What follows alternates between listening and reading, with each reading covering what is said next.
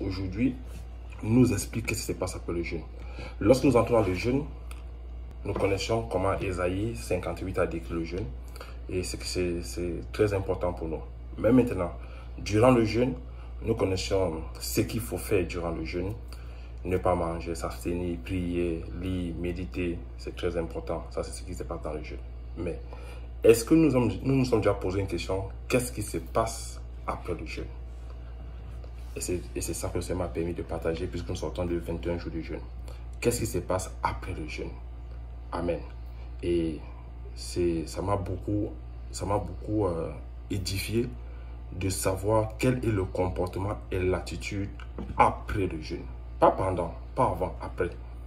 Après le jeûne, imaginons-nous que j'ai pris un programme de jeûne avec des frères qu'on a appelé la dernière fois. J'ai dit, Seigneur, j'ai envie de travailler. Seigneur, j'ai envie que cet examen que j'ai fait puisse bien se passer. C'est qu'on vient avec le jeûne, on vient dans le jeûne autant pour moi avec une mentalité, avec un esprit, avec une demande.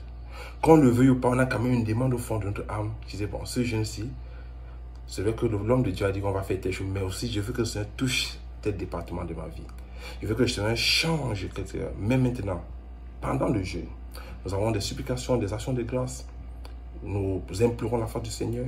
Mais après 21 jours de jeûne, après 3 jours de jeûne, après 7 jours ou après 40 jours de jeûne, qu'est-ce qui se passe dans notre vie? Est-ce que Dieu réagit?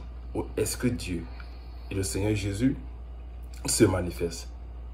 Mais la bonne nouvelle est que Dieu se manifeste toujours après un jeûne. Dieu va toujours se manifester.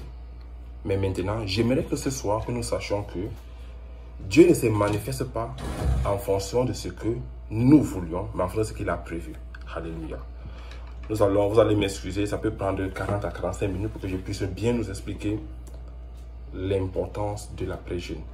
Après le jeûne, l'attitude, ce n'est pas de rentrer dans les lamentations, dans les complaintes. Mais il y a une attitude à avoir.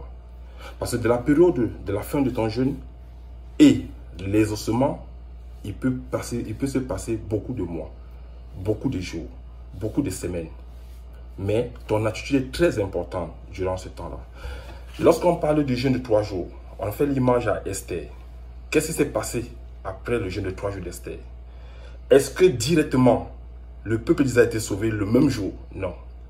Après les 21 jours de jeûne de Daniel, c'est ce que nous avons fait. Qu'est-ce qui s'est passé? Est-ce que Daniel a été exaucé directement? Quand il dit directement, c'est dans la semaine qui suit? Non, je ne pense pas. Après le jeûne de 40 jours x 2 de Moïse, du Seigneur, d'Élie, est-ce que Dieu a se manifesté rapidement? Non, je ne pense pas. Après le jeûne de David, autant pour moi, qui a pris 7 jours de jeûne, est-ce que Dieu s'est manifesté directement? Non, je ne crois pas. Alors, c'est ce que beaucoup d'entre nous, peut-être, ne le savons pas. Et le Seigneur m'a mis à cœur de partager cela ce soir. Et je remercie encore une fois le Seigneur pour notre vie, chacun d'entre nous. Je remercie vraiment les bienfaits que le Seigneur nous accorde chaque jour de nous réunir. Comme je dis souvent, si Jésus qui ne vient pas le lendemain, nous serons toujours ensemble pour la grâce du Seigneur. Alors, j'aimerais rapidement parcourir certains versets que nous connaissions déjà, mais peut-être que nous n'avons pas peut-être prêté attention. Quand Esther a fini ces 3 jours de jeûne, il y a quelque chose qui s'est passé avant la promesse de Dieu dans la vie d'Esther. Avant la promesse de Dieu dans ce que Esther avait demandé au Seigneur. Il a fallu que Esther fasse quelque chose. Et la plupart de nous, les chrétiens, quand nous finissons le jeûne, on attend déjà que Dieu fasse quelque chose. Non. Il y a quelque chose qu'il faut faire. Il y a une attitude qu'il faut avoir. Il y a quelque chose qu'il faut faire. Chaque jeûne dont on va parler ce soir, vous allez voir que chacun a fait quelque chose qui paraît peut-être insensé, mais il a fait quelque chose. Alléluia.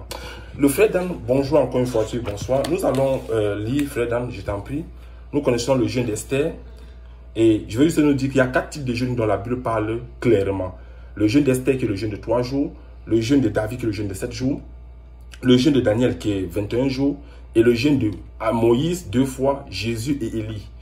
La plupart de nous ne connaissons pas qu'Élie a jeûné. Parce qu'on ne s'appuie pas sur ça. Mais et pourtant, Élie aussi a fait 40 jours de jeûne. Ce sont les 3 dans la Bible qui ont fait 40 jours de jeûne. Et vous allez voir que ce jeûne-là est différent des autres. Amen. Et nous allons commencer par Esther. On ne va pas lire Esther 4, qui est le déroulement du jeûne. On va prendre plutôt Esther